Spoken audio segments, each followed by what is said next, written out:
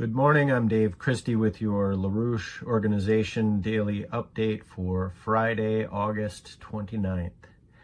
So I'm going to focus on the potential expressed in the upcoming series of meetings in China and Russia, and contrast that to the impending financial collapse and ideas of what to do about that, which we see in the transatlantic system. Now, I'm not going to cover in depth the various meetings that are occurring. Diane Sayre did a very good job of that in yesterday's daily update. I will note that the Shanghai Cooperation Organization meeting begins on Sunday in Tianjin, China. Matters of security, economic development that will take place amongst the nations of Eurasia, as well as others from the global majority. Briefly, Narendra Modi will be there, as has been discussed already, but it should be noted that he's now being touted as nearly single-handedly responsible for Putin's war machine. This relates to the fact that Modi or the Indians continue to buy Russian oil, which of course they were asked to do so by the Biden administration to keep the cost of supplying that oil through back channels to Europe, who of course couldn't buy the oil and gas directly from Russia. So of course the Indians were asked to do that by Biden administration. Anyway, yesterday Peter Navarro told Bloomberg that the crisis in Ukraine is now Modi's war.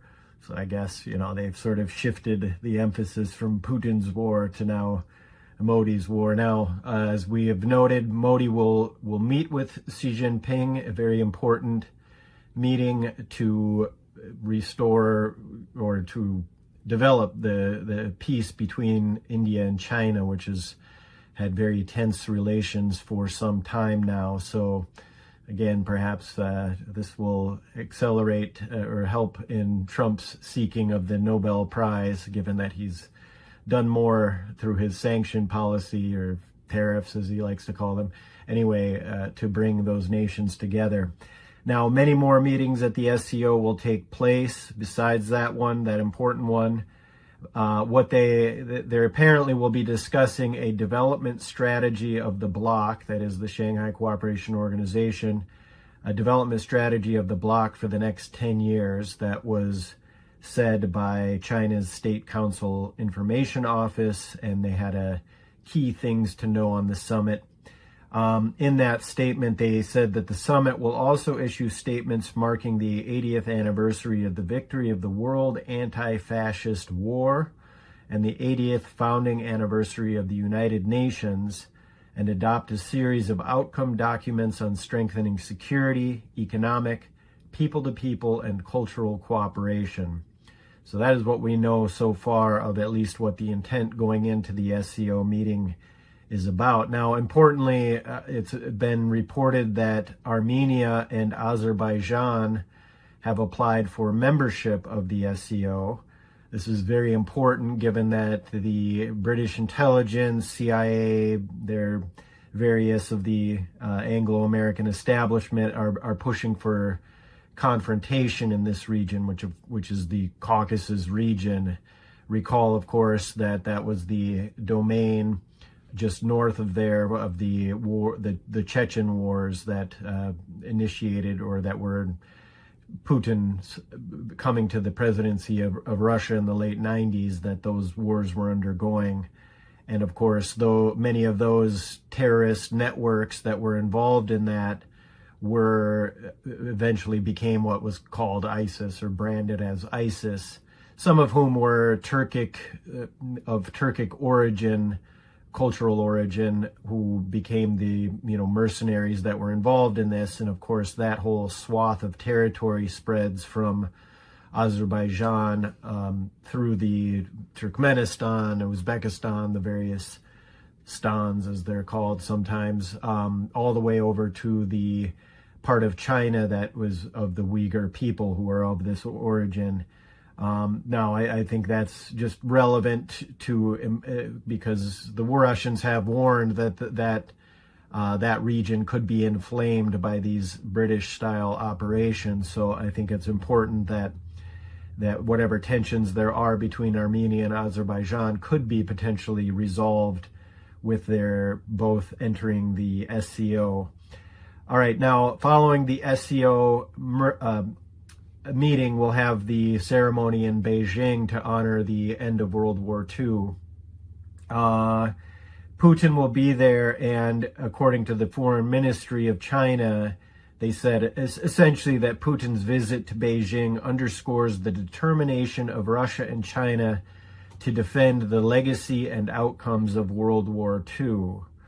I think that echoes the statement from the SCO saying that, you know, the whole question of defeating the fascist movements is important as in moving forward. So it's not too late for Trump to join them. I think that's important. That would be Trump's way of nuking the geopolitical class and the security establishment of DC and, you know, the various think tanks. Now, just again to note the various meetings that will be upcoming on the last day or on the day of the event in Beijing for the end of World War II, also initiates the Eastern Economic Forum in Vladivostok, where there will be many Eurasian nations and others of the global majority that will be there, discussing the potential for the development of Russia's Far East, but as well the whole eastern side of the Eurasian landmass, including Arctic development, extremely important given the level of resources that exists up there if there were the quality of development that would be needed. Now, I think just to note this, just to go into it, this kind of development perspective expressed in these meetings, which again, as Helga identified earlier this week, could see coming out of those meetings a fundamental transformation of the weight of these new ideas in determining the future of international relations, and that the ideas contained there. And that should just be contrasted fundamentally to the collapse of the transatlantic system. Now, I want to discuss this, highlighting some of the ongoing discussion that's occurred over the last week concerning an IMF bailout for the United Kingdom and France. I should just note I've happened to have come across this from the gentlemen that are on the Duran. You can go there for some of their discussions, but just to be clear on what this would look like, and at this point, I'm not saying this is going to happen. I have a feeling it's just a discussion to push governments there in the UK and France to implement the kind of austerity measures that are demanded by Wall Street and London and their European allies of the financial oligarchy. But when the IMF is brought in for so-called reforms, that essentially, if you think back to the reforms in Argentina and Greece, this is a hatchet to the bone of the people of those nations, and those vital services and things that are needed for population, parts of the population that need certain services or whatever, those are cut in order to service the debt of the vulture funds and others of the criminal class of London and Wall Street. Now, let me just read some of these headlines just to give an indication of this. From the Daily Mail, France faces catastrophic £2.85 trillion debt explosion meltdown as minister warns country is heading for IMF bailout with Emmanuel Macron's government on the verge of collapse. And the article says that the revelation of this IMF bailout possibility comes amid widespread predictions that the French government may be toppled in a matter of weeks after the Prime Minister Bayrou seeks a vote of confidence in the parliament. So obviously the question of the instability of these failing governments that have refused to address any of the concerns of the population and instead have rushed headlong into the Ukraine, I won't even call it proxy war because it's a direct war given their involvement in terms of intelligence and military training and all of this. But anyway, these governments are on the verge of collapse for that reason. And so anyway, this is the context in which this whole discussion of IMF bailouts. Now, from the United Kingdom, I forget where this was, perhaps Daily Mail as well. Anyway, wherever it came from, Telegraph, perhaps. Britain is heading for an IMF bailout, economists warn, as Reeves drags us back to the 1970s. This is the finance minister of the UK, Rachel Reeves. She's being urged to drastically cut public spending in order to avoid Britain needing a 1970s-style bailout. That refers to 1976, when the UK had gone to the IMF for a bailout and the ensuing so-called reforms. The chancellor was warned by leading economists this weekend that her looming tax rises risk a return to the high inflation and borrowing that forced a previous Labour government to borrow billions from the International Monetary Fund, again referring to what happened back in the 70s. One of those economists, who the article refers to as a former Bank of England rate setter, tells the paper that the UK's borrowing costs are higher than in Greece, and there will be an economic crash unless the Chancellor reverses course. So again, whether there's going to be an IMF bailout and the ensuing reforms, the point is clear. They're making these mouthpieces of the financial establishment are warning the political class that they better go along with the austerity measures.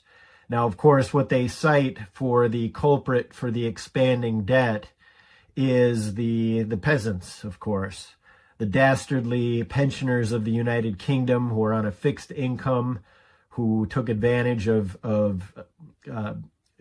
programs that dealt with heating, help with the heating costs, right, that we had after the MI6 and CIA, JSOC. I'm sorry, they weren't responsible for Nord Stream. That was the sailors, the amateur sailors on the boat that were just apprehended in Italy. But anyway, after Nord Stream blew up, the prices were jacked throughout Europe in terms of heating or fuel costs. And of course, the pensioners were seeking relief from this. And therefore, this is at the cause of the financial collapse ensuing. The other culprits that are blamed for the ensuing financial collapse are those terrible migrants who just couldn't hack living in the war zones caused by British special, the intelligence services and the special forces of the CIA and so on. So, this is how this stuff works. And I think it's important just to reference this week's earlier conversation between Diane Sayre and Helga Zepp-LaRouche, where they took up some of this, that the blame of the migrants, the blame of this kind of sets the tone for the kind of tensions that we could see on the streets of America. Now, furthermore, they highlighted the question of whether the deployment of U.S. military into the streets of the United States could be perhaps related to the impending financial collapse. Whether Trump, is inclined to do this for that reason, or I think is irrelevant, but just recall that the Anglo-American fascists who are behind the deep state have a history of using economic crisis to their benefit. Recall that Prescott Bush, the grandfather of W, was among those in Wall Street who helped bankroll and support the rise of the Nazis in Europe to ensure that they kept the peace of the of the cartel apparatus that was in Europe following the Weimar hyperinflation. I think that was referenced in the dialogue between Helga and Diane, which, again, get that on the Schiller Institute. That's her weekly weekly webcast that she does from this past Wednesday. So an important discussion there. Now, I think as well, just to recall in this financial turbulence that Trump is being pressured by the bond traders and has been since the beginning of his term. The bond traders have basically threatened to tank the financial system in order to certainly cause a crisis and blame it on Trump, use it to get undermine his presidency, and certainly prevent any sort of dialogue between the United States and Russia that clearly Trump has at least committed to at one level. So that just underscores, I think, the question of economic disintegration that is looming, the immediate need to implement LaRouche's 4 laws. I'm not going to cover that document. I think you should just read that. But he wrote it in the aftermath of the 2008 meltdown, the meltdown that LaRouche was unique in forecasting. But if you want to get a sense of what the 4 laws looks like, go to China. They use effectively Alexander Hamilton's form of government issued credit, and as well as contributions from the private sector to fund the large scale infrastructure like China's Belt and Road Initiative. And they, as well as the investments into the crucial next level platforms of development that will be fueled by the new fuel sources. In this case, the next one is, of course, going to have to be fusion. And that coupled with the kind of space exploration and other frontier work. This is Putin just also indicated the commitment to fusion and space exploration in his recent comments to Rosatom. So this is the kind of development perspective that we're seeing in Eurasia. But to facilitate Hamiltonian credit for large-scale development and investments into the frontiers of science and technology, you need a regulated banking system. And China has what amounts to be Glass-Steagall-like regulations, and the United States is going to need Glass-Steagall as well. That's another key part of LaRouche's 4 laws. This separates or ensures that speculative activities and other exotic financial instruments, which, to make a quick note on this, Warren Buffett once referred to derivatives as financial weapons of mass destruction. Buffett is not in my list of American heroes, but he's certainly right on this. But if you allow the insurance sector and the investment houses to use this form of speculation, and you don't have a firewall between the commercial banks, which are required for FDIC bailouts. But what happened is in 1999, when Glass-Steagall was repealed, they allowed for universal banking, where the investment and insurance and commercial banks all became under one umbrella, but still had the FDIC backstop. And that, of course, led these criminals to engage in the creation of the mortgage-backed securities, and leveraged with the real estate speculation and the zero interest rate that got everybody into home loans that probably shouldn't have been in them, and of course jacked up the prices for those houses and thus the financial instruments associated, the mortgage-backed securities. And we know what the end result of that was. That melted down in 2008. And when the universal banking apparatus then went to Congress and said, with a gun to their head, and said, FDIC can never bail this out, you need to bail this out, they did. So we need Glass-Steagall again. Now, I think, just to make a quick note on this, perhaps Liam Halligan, should return to his previous calls for Glass-Steagall.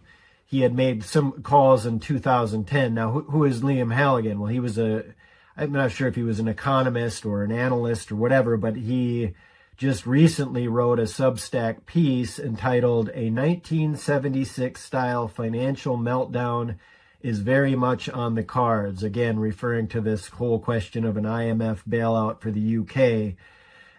So I think Halligan should return to his advocacy for the Glass-Steagall, whether that was ring fencing as he might have, I'm not sure exactly, but we need the real Glass-Steagall.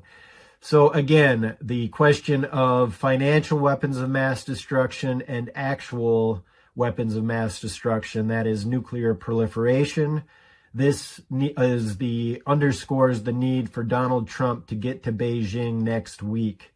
It's not too late. It would be quite an astonishing move, but it would be needed to have that trilateral summit between he, Putin, and Xi to discuss matters of international security and development, namely the meltdown of the system, the financial system, the collapse of the physical economy, and the need to prevent a third world war in that context. Now, on that note, Trump is said to that he would like to conclude a new agreement that will replace the U.S.-Russia START treaty set to expire in February of next year. His Lieutenant General Andrew Gabera, U.S. Air Force Deputy Chief of Staff for Strategic Deterrence and Nuclear Integration, was speaking yesterday, or perhaps Wednesday, was asked a question by TASS on the question of proliferation. He said, "The president at his core is a negotiator and he is interested in making the world safer. I'm sure he would love to do a deal but that deal has to have a certain criteria," referring to the START treaty. And I think this, underscores again the Portuguese president, Marcelo Rebelo de Sousa, has just accused Trump of being a Putin agent, saying the top leader of the world's greatest superpower is objectively a Soviet or Russian asset. He functions as an asset. So, of course, this is because Trump dares to even engage the Russians in dialogue over nuclear weapons and other matters. So, again, we'll see if Trump goes to Beijing next week. I think just the last point, it should be noted that half of U.S. voters now believe that Israel is committing genocide. 77% of Democrats, this is a Quinnipiac poll, 51% of independents, only 20% of Republicans. The poll also cites that 6 out of 10 U.S. voters oppose more military aid to Israel. That's the highest level since Quinnipiac began asking the question in November 2023. So I think this again shows that the world is tired of war, tired of genocide. I think this also should underscore the necessity to kick Tony Blair out of the White House. He was just there with Kushner, meeting on Gaza, and apparently met with Witkoff and so on.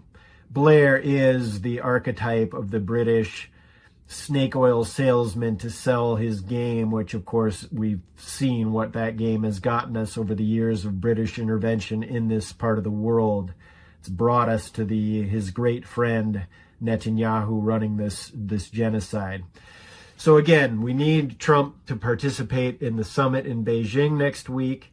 Moreover, this has to be the quality of dialogue, what Helga Zepp-LaRouche has put on the table of an international development and security architecture to deal with the collapse and the dangers of world war. This is what we will be doing. So follow us at the LaRouche Organization. Importantly, sign up for today's International Peace Coalition meeting. You can get that information on the Schiller Institute site. So that's what I've got for today's update. Stay tuned.